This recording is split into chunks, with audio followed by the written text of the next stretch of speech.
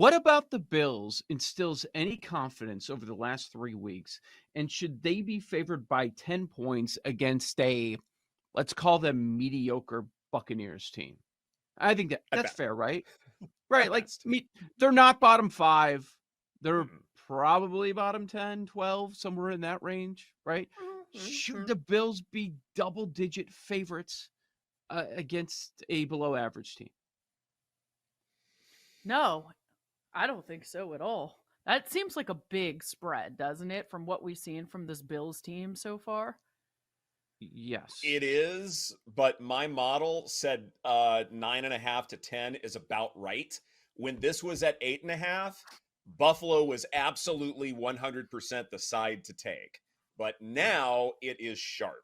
This is a great example of closing line value as far as I'm concerned, where you want to pounce on these things early because the spread is moving in the direction I was expecting. Now I don't think there's value anymore, Joe. Okay. I think you're right. Is there an element of teaser protection as well? Because we talked about that, like getting through the 9. Maybe that's the only reason we're through the 9, and it looks like we might be getting to 10, but we're probably never going to get to that 10 number. Feels like we might be seeing some teaser protection. Low total. The total's only 43. I view this as a prop game, guys. Same. That's where I'm looking at, as opposed to side or totals. Of a lot of questions there. The Bills have had a lot of struggles lately early on in games. These quarterbacks can easily throw an interception. Parlay them both. You can find it at plus 234. Josh Allen is about even money or even better at some places. And then Baker, the best number is about minus 140. Speaking of Baker, my favorite prop here, I think they're going to be playing from behind. He's going to have to pass the ball. I did over 33 and a half pass attempts. He's gone over that in pretty much every game. Pulling up his game log, he has 42 in the last game, 37.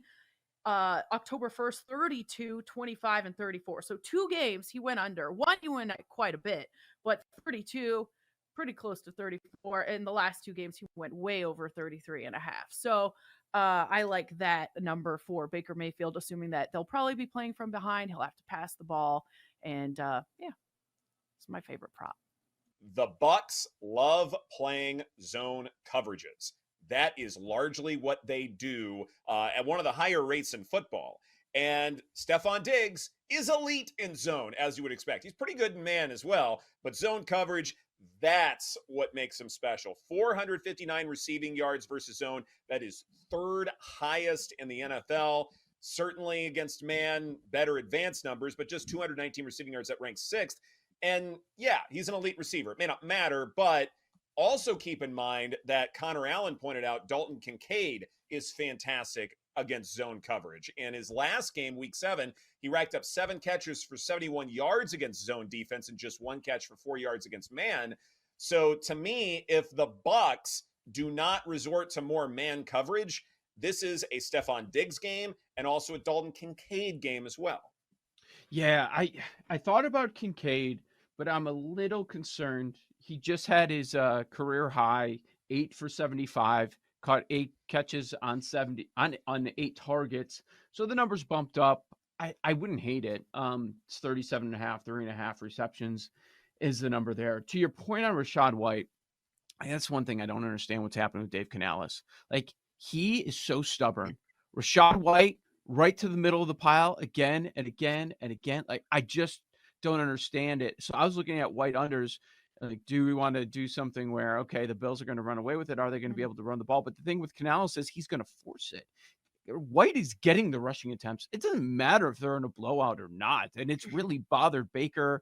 I've heard Todd Bowles talk about it as well.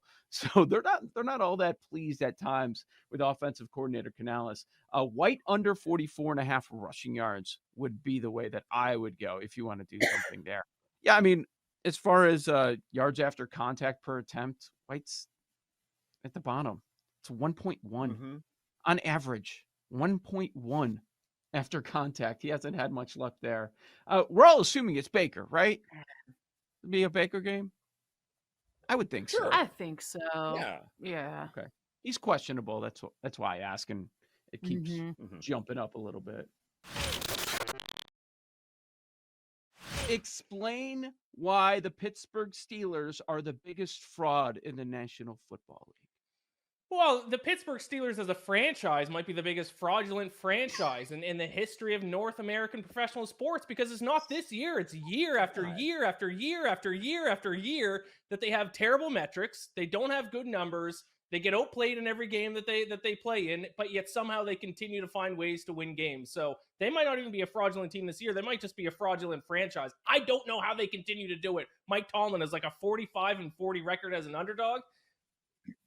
That's not skill. There's some luck in that. There's some voodoo going on. I don't know what it is, but it makes no sense, because once again, the Steelers got outplayed by the Rams, but a couple calls went their way, a couple breaks went their way, and then won again last week as underdogs. I'm sick of the Steelers. I mean, they do this every single season to us, and I continue to bet against them. Well, speaking of betting, and as you said, the NFC South goes through Atlanta. Your Falcons at the Titans this week. This spread at 2.5. Some places already have it at 3. Anything you like in this matchup? Spread on the side, the total. I was even looking at Desmond Ridder passing prop 216.5. Is that low, Ian? It is low, and the slander for Desmond Ridder has gotten a little bit out of hand. Has he had some turnover issues? Absolutely. Just fumbling twice on the 1-inch line, is that a bad look? Absolutely. But at the end of the day, the guy knows how to win football games. There's a reason we're 4-3. You can't be 4-3 with a bad quarterback. You can't be. He makes the throws when he needs to. I've lived it. Chicago Bears, my entire life. They've had winning records. You can be 4-3 with a bad quarterback. Okay, fair enough. But I mean, they were down late he's had I think all 4 game wins that they've had, he's had late fourth quarter drives that have resulted in game winning scores. So when it matters most, Desmond Ridder shows up. But it's not just about Desmond Ridder. It's not just about the quarterback. This defense, which I was trying to tell people all off season, is so much better than it was last year. They were one of the worst defenses in the NFL last year. One of the best now, specifically one of the best defenses when it comes to stopping the run, which is what I think is going to be the pivotal thing in this game. We all know that the Titans get the majority of their yards on the ground. I expect that to be the case. Looks like if Ryan Tannehill's not playing this weekend, Falcons are 10th in opponent yards per carry, 6th in opponent rush success rate, 1st in opponent rush EPA. So this Falcons defense can stop the run. If the Titans can't run the football, I don't know how else they're going to move the ball down the field. So I will take the Falcons to once again win and cover and further solidify the top spot in the NFC South. Let's bring up Alec Thomas. Don't we have to? The number is so good. So good. And he does lead Arizona in playoff home runs. He's got 4, and he's 35-1. There is a potential that he ends up not starting some games, but, OPS, he's second highest on the team in the playoffs. That number is just too juicy to me, and it reminds me of past winners. I feel like we've got to put something on Thomas at that number. Is there a range that you look for, Joe? I mean, I'm not looking at 10-1 or shorter. Okay. Yeah, there's just too many. This goes too deep. There's too many names that could potentially win this, and yeah, most likely winner, is it Garcia? Of course it is. He's on the favorite, and he won the ALCS MVP, and he has by far the most postseason home runs between the two teams. It is most likely to be Garcia. But am I going to bet on it in a short number? Am I going to bet on Corey Seager in a short number because he has a reputation, because he's won this award already? He did hit a few playoff home runs. No, because there's just no value. I mean, you're expecting someone to continue this home run barrage for a whole other series. When do you see that in the regular season? Like, right. Several home runs, okay, in a few games. Okay, that's awesome. But does that carry over to the next series against elite competition? It almost never does, right? Like, if it did, then this would be headline news, and we would be talking about it to this day if it happened in the regular season. So I think a lot of these things do regress over time, especially going up against different pitchers. But I'm curious about platoon splits, because Nathan Eovaldi is going to go for the Rangers in game 1, a righty. Does that mean that you want to look at powerful left-handed bats for the Diamondbacks? And we mentioned Alec Thomas would fit that description, but Corbin Carroll, not high on the power list, but he is a lefty. and he is someone who can manufacture steals, extra bases, things like that. Corbin Carroll, yeah, it's a slightly shorter number, but is there some play to be had there with him, Thomas, or maybe another lefty? Yeah, we'll get to it with some of the other categories. Because Carroll, the obvious favorite for stolen base leader there. I was considering Carroll, and it's not like he hasn't hit any home runs in the postseason.